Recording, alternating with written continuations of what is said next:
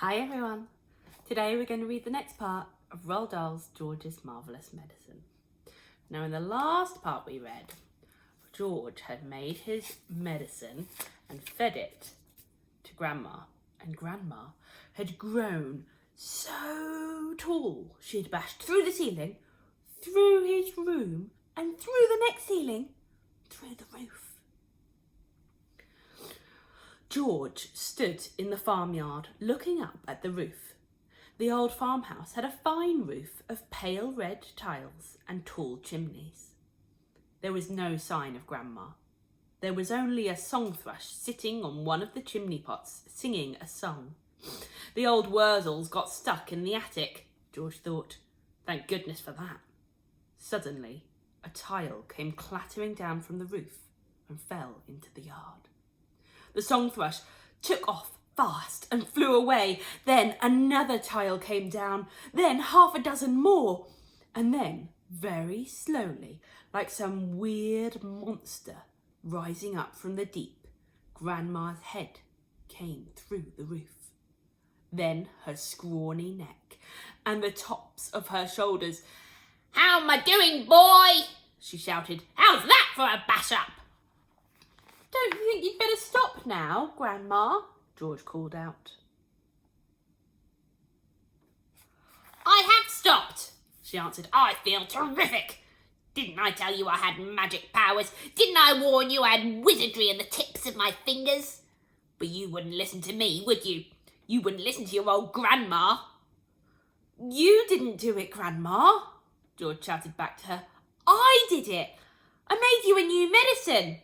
"A new medicine? You? What rubbish!" she yelled. I did, George shouted. "You're lying as usual," Grandma yelled. "You're always lying." "I'm not lying, Grandma. I swear I'm not." The wrinkled old face, high up on the roof, stared down suspiciously at George. "Are you telling me you actually made a new medicine all by yourself?" she shouted. "Yes, Grandma, all by myself." "I don't believe you," she answered, "but I'm very comfortable up here. Fetch me a cup of tea." A brown hen was pecking about in the yard, close to where George was standing. The hen gave him an idea. Quickly, he uncorked the medicine bottle and poured some of the brown stuff into the spoon. "Watch this, Grandma," he shouted. He crouched down, holding out the spoon to the hen. "Chicken," he said. Chicken, come here, have some of this." Chickens are stupid birds and very greedy. They think everything is food. This one thought the spoon was full of corn. It hopped over, it put its head on one side and looked at the spoon. "Come on, chicken," George said. "Good chicken, tick, tick, tick, tick." The brown hen stretched out its neck towards the spoon and went peck. It got a beakful of medicine. The effect was electric. "Owie!" shrieked the hen, and it shot straight up into the air like a rocket. It went as high as the house. Then down it came again into the yard. Splosh! And there it sat, with its feathers all sticking straight out from its body. There was a look of amazement on its silly face. George stood watching it. Grandma up on the roof was watching it too. The hen got to its feet. It was rather shaky. It was making funny gurgling noises in its throat. Its beak was opening and shutting. It seemed like a pretty sick hen. "You've done it in, you stupid boy," Grandma shouted. "That hen's gonna die. Your father will be after you now. He'll give you socks and serve you right." All of a sudden, black smoke started pouring out of the hen's beak. "It's on fire!" Grandma yelled. "The hen's on fire!" George ran to the water trough to get a bucket of water. "That hen'll be roasted and ready for eating any moment," Grandma shouted. George sloshed the bucket of water over the hen. There was a sizzling sound and the smoke went away. "Old hen's laid its last egg," Grandma shouted. Hens don't do any laying after they've been on fire. Now that the fire was out, the hen seemed better. It stood up properly. It flapped its wings. Then it crouched down low to the ground, as though getting ready to jump. It did jump. It jumped high in the air and turned a complete somersault, then landed back on its feet. It's a circus hen, Grandma shouted from the rooftop. It's a flipping acrobat.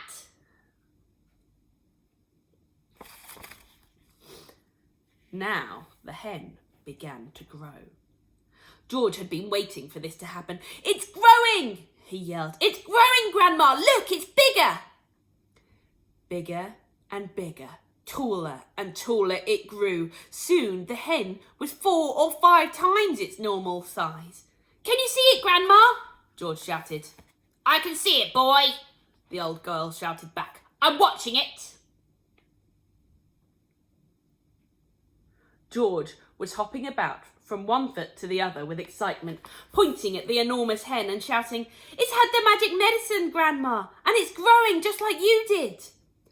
But there was a difference between the way the hen was growing and the way Grandma grew. When Grandma grew taller and taller, she got thinner and thinner.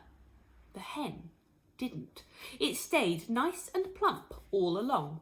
Soon it was taller than George, but it didn't stop there. It went right on growing until it was as big as a horse. Then it stopped. Doesn't it look marvellous, Grandma? George shouted. It's not as tall as me, Grandma sang out. Compared with me, that hen is too small. I am the tallest of them all. At that moment, George's mother came back from shopping in the village. She drove her car into the yard and got out. She was carrying a bottle of milk in one hand and a bag of groceries in the other. The first thing she saw was the gigantic brown hen towering over little George. She dropped the bottle of milk. Then Grandma started shouting at her from the rooftop, and when she looked up and saw Grandma's head sticking up through the tiles, she dropped the bag of groceries. How about that then, eh, Mary? Grandma shouted. I'll bet you've never seen a hen as big as that. That's George's giant hen, that is. But, stammered George's mother. It's George's magic medicine, Grandma shouted. We both of us had it, the hen and I. But how in the world did you get up on the roof? Cried the mother. I didn't, cackled the old woman. My feet are still on the floor in the living room. This was too much for George's mother to understand. She just goggled and gaped. She looked as though she were going to faint. A second later, George's father appeared. His name was Mr. Killiecranky. Mr. Cranky was a small man with bandy legs and a huge head. He was a kind father to George, but he was not an easy person to live with because even the smallest things got him all worked up and excited. The hen stood in the yard was certainly not a small thing, and when Mr. Cranky saw it, he started jumping about as though something was burning his feet. Great heavens! He cried, waving his arms. What's this? What's happened? Where did it come from? It's a giant hen! Who did it? I did, George said. Look at me! Grandma shouted from the rooftop. Never mind about the hen. What about me? Mr. Cranky looked up and saw Grandma. Shut up, Grandma, he said. It didn't seem to surprise him that the old girl was sticking up through the roof. It was the hen that excited him. He'd never seen anything like it. But then, who had?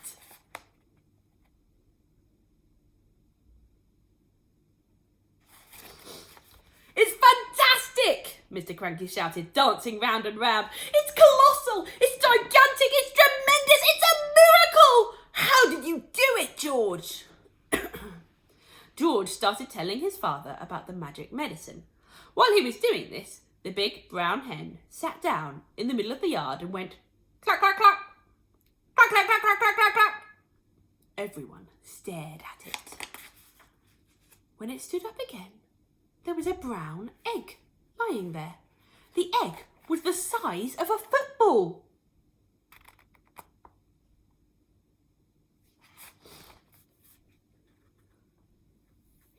egg would make scrambled eggs for 20 people, Mrs. Cranky said.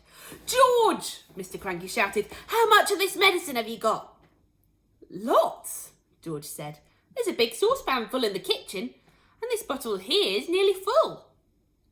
Come with me, Mr. Cranky yelled, grabbing George by the arm. Bring the medicine. For years and years I've been trying to breed bigger and bigger animals. Bigger bulls for beef, bigger pigs for pork, bigger sheep for mutton. They went to the pigsty first. George gave a spoonful of medicine to the pig. The pig blew smoke from its nose and jumped about all over the place. Then it grew and grew. In the end, it looked like this. You can see George and his dad here.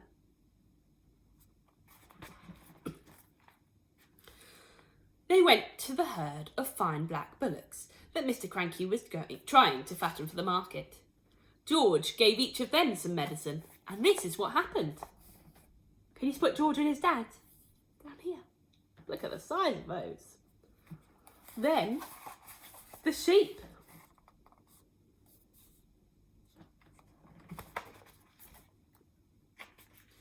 He gave some to his grey pony, Jack Frost.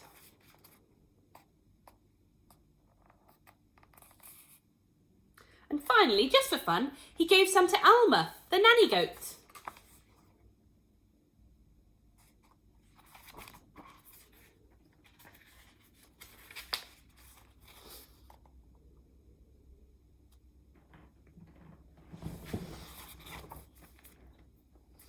Grandma, from high up on the roof, could see everything that was going on, and she didn't like what she saw. She wanted to be the centre of attention, and nobody was taking the slightest notice of her. George and Mr. Cranky were running around, getting excited about the enormous animals. Mrs. Cranky was washing up in the kitchen, and Grandma was all alone on the rooftop. Hey, you! She yelled. George, get me a cup of tea this minute, you idle little beast. Don't listen to the old goat, Mr. Cranky said. She's stuck where she is, and a good thing too. But we can't leave her up there, Dad, George said. What if it rains? George! Grandma yelled. Oh, you horrible little boy! You disgusting little worm! Fetch me a cup of tea at once and a slice of currant cake! We'll have to get her out, Dad, George said. She won't give us any peace if we don't. Mrs. Cranky came outside, and she agreed with George. She's my own mother, she said. She's a pain in the neck, Mr. Cranky said. I don't care, Mrs. Cranky said. I'm not leaving my own mother sticking up through the roof for the rest of her life. So in the end, Mr. Cranky telephoned the crane company and asked them to send their biggest crane out to the house at once. The crane arrived 1 hour later. It was on wheels and there were 2 men inside it.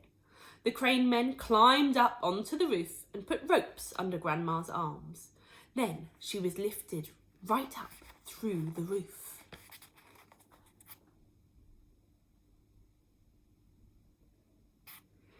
In a way, the medicine had done Grandma good. It not made her any less grumpy or bad-tempered, but it seemed to have cured all her aches and pains, and she was suddenly as frisky as a ferret.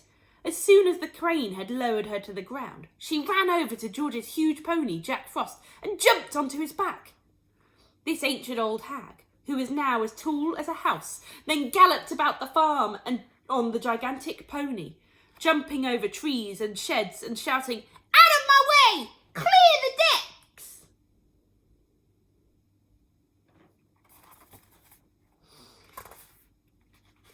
Stand back, you miserable midgets, or I'll trample you to death! And other silly things like that. But Grandma was now much too tall to get back into the house. So she had to sleep that night in the hay barn with the mice and the rats.